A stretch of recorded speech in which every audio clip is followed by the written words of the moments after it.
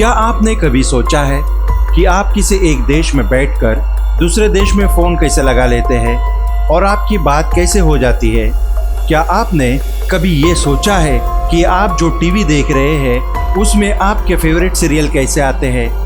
क्या आपके दिमाग में कभी ये सवाल आया है कि कैसे आप इंटरनेट का मज़ा घर बैठे उठा पाते हैं और कैसे वैज्ञानिक कई दिन पहले ही कई हफ्तों आगे तक के मौसम का ऐलान कर देते हैं? जानने के लिए देखते रहिए क्या होगा अगर। ये तो आपको पता है कि इंसानों द्वारा बनाई गई कुछ सबसे आधुनिक और ज़रूरी चीज़ों में से एक ऐसी चीज़ है जिसे कहा जाता है सैटेलाइट। इनका हमारी ज़िंदगी में इतना बड़ा योगदान है कि फिर भी उनके बारे में काफ़ी कम ही लोग गहराई में जानते हैं।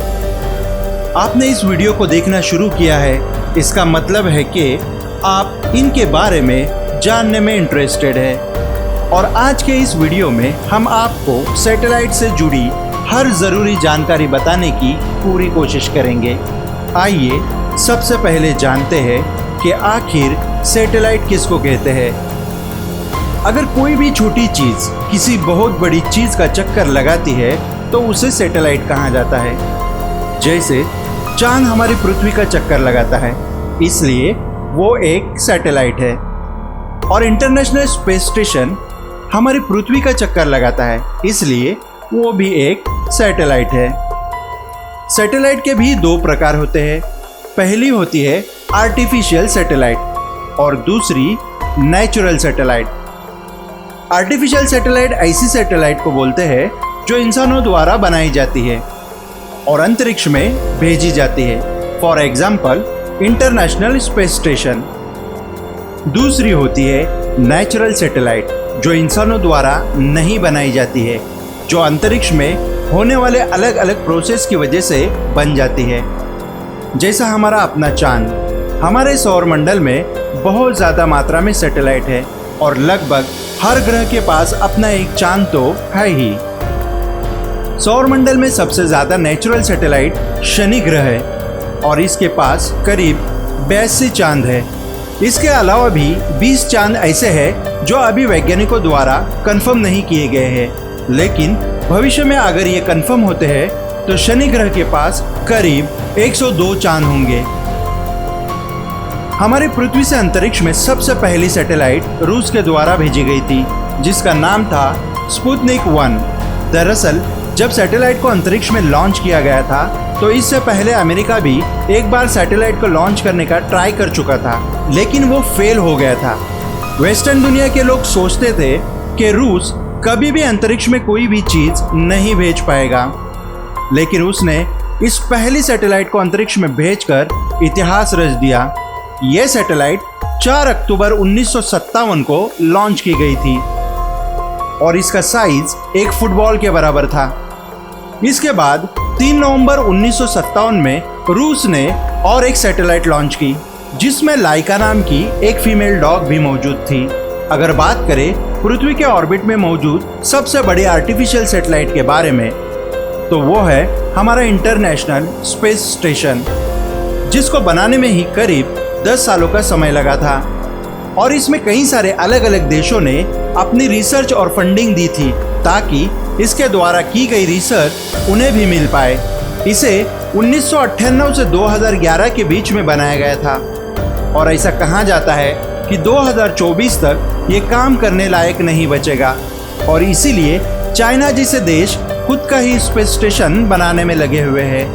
हमारे पृथ्वी के ऑर्बिट में करीब 5 लाख आर्टिफिशियल सैटेलाइट्स हैं और इतनी ज़्यादा मात्रा में होने की वजह से इनके आपस में टकराने का खतरा भी बढ़ जाता है। दरअसल जब भी किसी सैटेलाइट को लॉन्च किया जाता है तो इन सभी सैटेलाइट्स के ऑर्बिट को देखते हुए लॉन्च किया जाता है और इस तरह से कंट्रोल किया जाता है कि वो कहीं किसी और सैटेलाइट से जाकर ना टकरा जाए।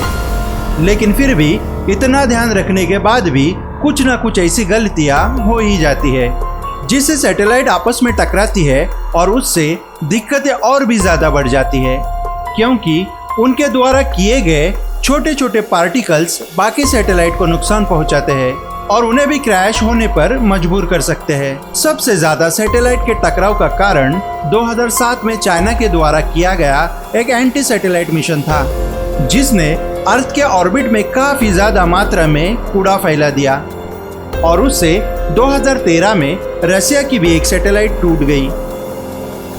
इसी साल 2 और सैटेलाइट्स इरिडियम 33 और कॉस्मोस 2251 भी आपस में टकरा गई थी, जिससे अर्थ के ऑर्बिट में टूटे हुए सैटेलाइट के पुर्जों से एक बड़ा सा मलबे का बादल बन गया था।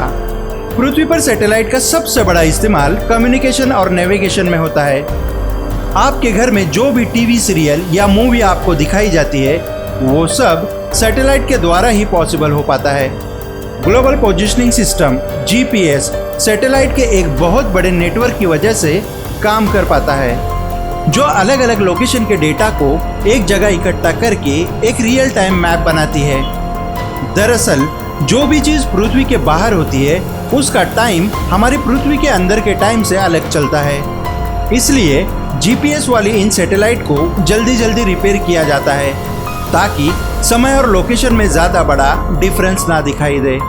ये तो सैटेलाइट के काफ़ी छोटे स्तर पर योग्य है, लेकिन सबसे ज़्यादा सैटेलाइट का इस्तेमाल बाकी ग्रहों पर नज़र रखने के लिए और उन पर खोजबीन करने के लिए किया जाता है। हम ऑलमोस्ट हर ग्रह पर सैटेलाइट भेज चुके हैं और उन्हीं से मिले हुए डेटा से हम अपनी बाकी की रिसर्च को कंटिन्यू कर पाते हैं। हमारी भारत की पहली सैटेलाइट का नाम आर्यभट्ट था, जो बहुत ही फेमस गणितज्ञ आर्यभट्ट के नाम पर रखा गया था, जिन्होंने जीरो का इन्वेंट किया था। सैटेलाइट्स का यूज वेदर रिपोर्ट बनाने में भी काफ़ी ज़्यादा होता है।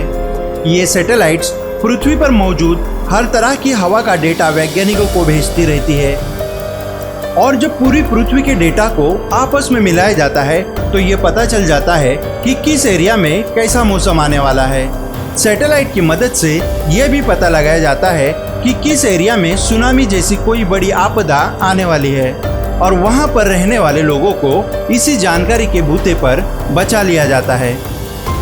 अब तो एलन मस्क और जेफ बेजोस जैसे दुनिया के सबसे अमीर इंसान भी सैटेलाइट सिस्टम को बना रहे हैं। एलन मस्क की कंपनी स्टारलिंक एक ऐसे नेटवर्क को पृथ्वी के ऑर्बिट में भेजना चाहती है, जिससे कहीं भी इंटरनेट को एक्सेस किया जा सके। इसके लिए एलन मस्क सबसे पहले 12,000 सैटेलाइट्स को अर्थ के ऑर्बिट में भेजेंगे, जिससे ये सर्विस चालू हो पाएगी। और जैसे जैसे ये टेक्नोलॉजी और ज़्यादा आगे बढ़ेगी, वैसे वैसे करीब 42,000 सैटेलाइट को पृथ्वी के ऑर्बिट में भेजा जाएगा। एलन मस्क ऐसा इसलिए करना चाहते हैं क्योंकि हमारी पृथ्वी पर कई ऐसी जगह है जहां पर इंटरनेट नहीं एक्सेस किया जा सकता, जैसे रेगिस्तान के बीच में। लेकिन अगर ये सैटेलाइट का नेटवर्क होगा तो हम किसी भी जंगल और किसी भी रेगिस्तान में इंटरनेट को बहुत आसानी से यूज कर पाएंगे। ये शुरुआती दिनों में आम इंटरनेट से काफ़ी ज़्यादा महंगा होगा, लेकिन इसकी स्पीड भी उतनी ही ज़्यादा होगी। ऐसा कहा जाता है कि इतनी सारी सैटेलाइट लॉन्च करने के बाद पृथ्वी का ऑर्बिट बहुत ही ज़्यादा भर जाएगा, और इसके लिए हमें एक ऐसी टेक्नोलॉजी को भी डेवलप करना पड़ेगा जो अंतरिक्ष में मौजूद बेकार सैटेलाइट को कलेक्ट करके वापस से पृथ्वी पर ले आए, या फिर उन्हें इस तरह से नष्ट करे कि वो दोबारा पृथ्वी के ऑर्बिट में न आ सके। उम्मीद है आपको सैटेलाइट सिस्टम अच्छे से समझ में आया होगा। ये वीडियो आपको कैसे लगी हमें कमेंट में ज़रूर बताएं। ऐसे ही मज़ेदार वीडियोज़ के लिए देखते रहिए क्या होगा अगर।